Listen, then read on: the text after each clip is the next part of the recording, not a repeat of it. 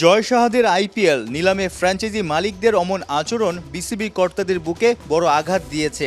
অথচ কোটি কোটি টাকার চুক্তিতে 7 আফগানি আইপিএলের মহারণে থাকছে। 12 বাংলাদেশি নিলামে নাম লিখিয়েছিলেন। ডাক উঠেছিল কেবল মুস্তাফিজ আর রিশাদের। বাংলাদেশি ক্রিকেটারবিহীন আইপিএল কি প্রমাণ করে ছোট ফরম্যাটের ক্রিকেটে বড্ড পিছিয়ে টাইগাররা?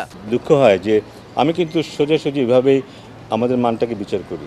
পৃথিবীর মঞ্চে আমি যদি জায়গা পাই তার মানে আমার অবস্থাটা ভালো।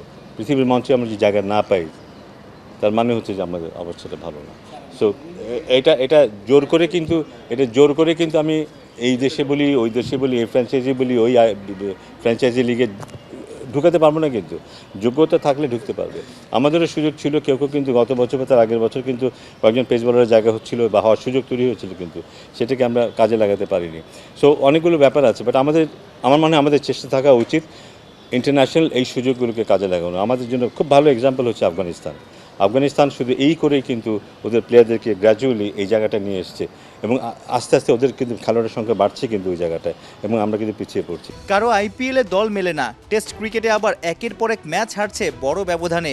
কোয়ালিটি পেস অ্যাটাকের বিপক্ষে অমন দৈন্যদশা চলছে বেশ কিছুদিন ধরেই। উত্তরণের উপায় কি পেয়েছে বিসিবির নয়া কমিটি? বিশেষ করে টপ অর্ডারে যথেষ্ট টেন্স থাকতে দেখি আমাদের ব্যাটারদের, সেখানে সিদ্ধান্তহীনতায় তারা ভোগে। কিভাবে তারা অ্যাপ্রোচ করবে একটা পার্টিকুলার অ্যাটাককে, সেই ব্যাপারে তাদের দ্বিধায় ভোগে। সো আমার মনে হয় এত কনফিউজ থেকে খেলাটা খুব ডিফিকাল্ট।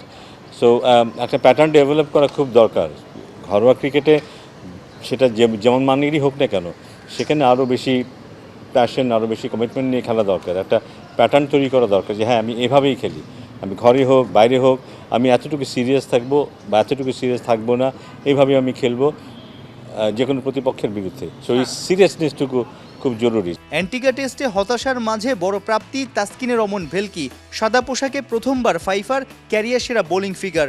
অথচ মাস কয়েক আগে ঢাকা এক্সপ্রেসও টেস্ট ক্রিকেট থেকে দূরে থাকার সিদ্ধান্ত নিয়েছিলেন। আমার মনে হয় যে ওর যদি ফরম্যাট বিচার করতে চায়, he is a best test bowler. Test বোলিংটা ওর জন্য সবচেয়ে 1 নম্বর প্রেফারেন্স হওয়া উচিত। সো আমার মনে হয় এই 6 উইকেট ও নিজেও রিয়েলাইজ করবে যে হাউ ইম্পর্টেন্ট ইট ইজ, এবং এটা ওকে বিশ্বের মানচিত্রে অ্যাজ এ বোলার কোন জায়গাটা উঠিয়ে নিয়ে গেছে সেটা ও নিজেও উপলব্ধি করবে। ইট ওয়াজ স্যাটিসফ্যাক্টরি, এবং দেখে মনে হচ্ছিল যে ও নিজেও বোধহয় এটা উপলব্ধি করছিল যে ও কতটা ভালো বল করতে পারে। ও নিজেও বুঝছিল যে ওর বল খেলাটা ব্যাটসম্যানের জন্য খুব ডিফিকাল্ট হচ্ছে। ব্যাটিং ইউনিট ছন্দে নেই। ইনজুরিতে ছিটকে যাওয়া নিয়মিত কাপ্তান শান্ত আর অভিজ্ঞ মুশফিকুর রহিমকে কতটা মিস করছে বিসিবি? ডেফিনেটলি শান্ত, অভিজ্ঞতার কথা যদি বলি, কোয়ালিটির কথা বলি, ও থাকলে হয়তো ও তো ডেফিনেটলি খেলতো, হয়তো আমরা অন্য কিছু দেখতেও পারতাম।